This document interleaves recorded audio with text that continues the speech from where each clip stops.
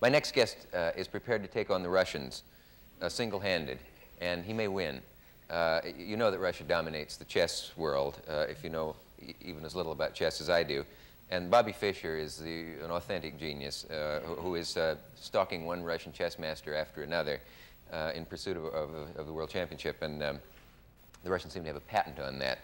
But he recently annihilated 2 chess masters in a row. You probably read about it in the papers in the World Championship tournament. He beat them both 6-0, which is 6 times. He beat each of them 6 times to 0. Which is unheard of. Most chess games end in a draw in big-time chess. Because a man can usually get into a position, as I understand it, where he doesn't have to lose, he can make it a draw. And sports people have been trying to find analogies for this, like pitching 19. He's won his last 19 matches, I think, and it's like pitching 19 home runs or hitting 19. I mean, pitching 19 no-hitters or hitting 19 home runs, if you know baseball as well as I do. Anyway, only 2 Russians now stand between Mr. Fischer and the world's title. Tigran Petrosian is the next Russian on his list, and if he wins that, he plays the great master, Boris Spassky. And he's a thrilling chess player. For a long time, as you know, if you've read about him, he was called the bad boy of chess because he would stomp out of matches if the lighting wasn't perfect and so on. And then he kind of quit chess and, it is said, holed up with his favorite chess books and vowed revenge and a comeback. And he's come back and is stomping his way to the top. Will you welcome, gentlemen, a bright boy from Brooklyn, Mr. Bobby Fischer.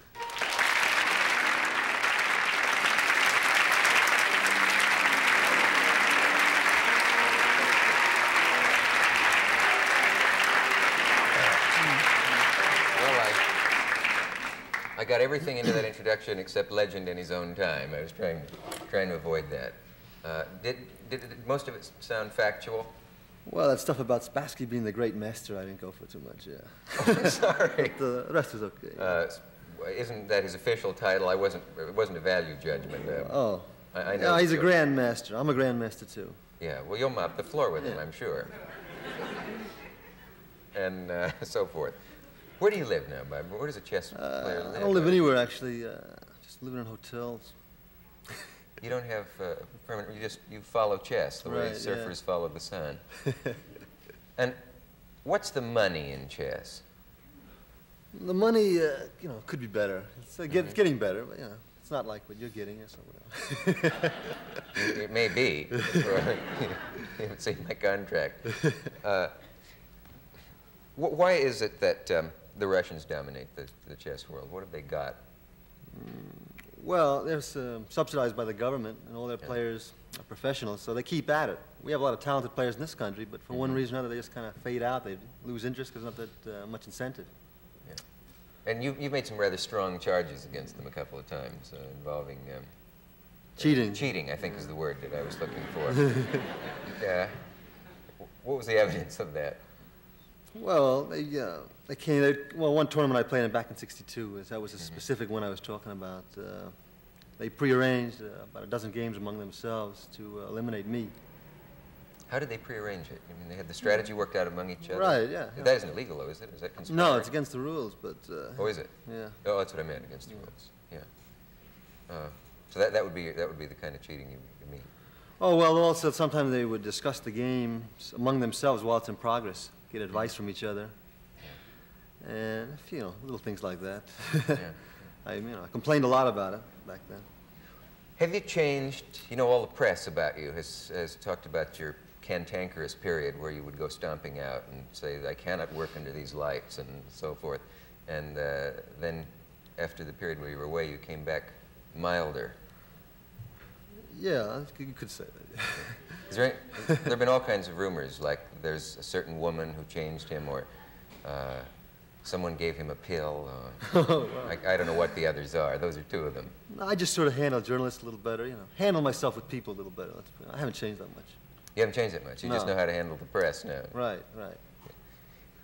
Is chess a gift? Could a guy who doesn't have a gift for it learn to be a great chess player? Great? No, he could be good, though.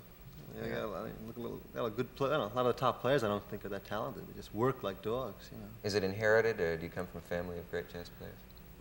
No. I mean, my mind is inherited, but no. But, yeah. And what goes with a great chess ability? Are you terrifically logical in your thought processes? Can you see where an argument is going? Are you very neat in your personal life with your room? Do you leave your ties on the floor? Any of the above? I think I'm pretty logical. No, I'm not, the neatest guy around. Yeah. But it does go with a kind of mental discipline?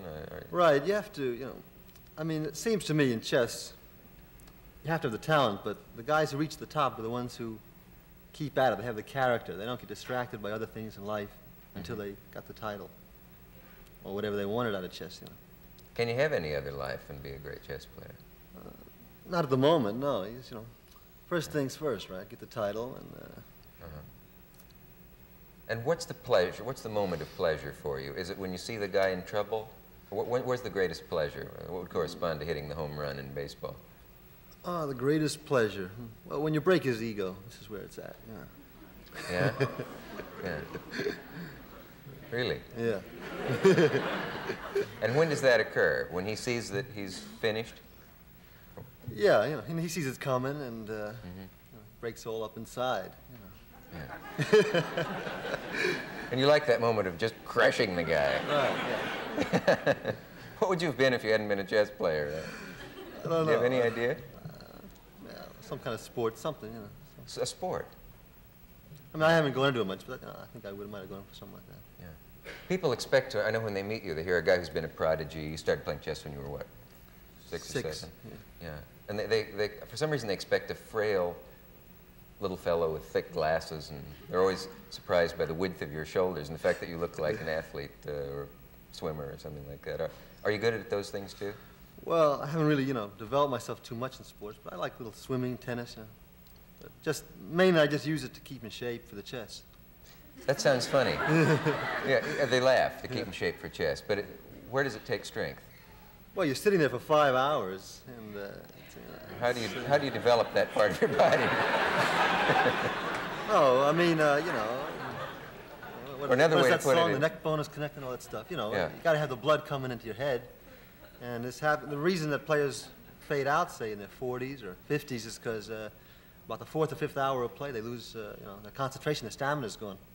You have a lot of stamina. Yeah, people do laugh at that, but it takes a terrific amount of stamina, I'm told. Another silly way to ask the question was, a baseball player's legs go, what goes first on a chess player? But I suppose there's no... you do sit an awfully long time. Now, could that be part of a strategy? Would a guy take extra time in a match that isn't timed just to wear you out physically? Well, you got the clocks, you can't take too much time because Yeah. you'll overstep and get forfeited, but you can sort of pace your time to not to move too rapidly, not to move too slowly, kind of just wear them down, grind them down. So it's not just the knowledge of what you do on the board, but a little psychological warfare, too. Right. Yeah. Now, when you used to walk out of matches, what were the reasons for that? They used to talk first about of your all, terrible temper. First of all, I only dropped out of 2 matches in my whole life. And I just looked up the record. I played in about 60 matches my whole life, so it's been a little exaggerated. But I was complaining about the lights. The spectators were bothering me, a lot of noise. They were using all kind of horrible lighting, chandelier-type lighting, when actually you need really soft lighting for it. It's a serious business, 5 hours. Working with your eyes, Why, because of the glare or the light shining into your eyes? Yeah, the light shining into your eyes. So, can you wear a green eye shade? Yeah, people suggested that to me. They told me I should just, go to any department store. So I went to a few. None of them had it. Do you honestly think that you probably are the world's greatest chess player? I mean, there's no reason to be modest about it. Yeah, right. Yeah. Well, there's no way that I could disprove that. Did you feel like a prodigy as a kid? Did other kids say, he's in playing chess while we're out playing baseball? No, not too much, no. Yeah. But you were a prodigy. I was a prodigy, yeah. Yeah. Okay.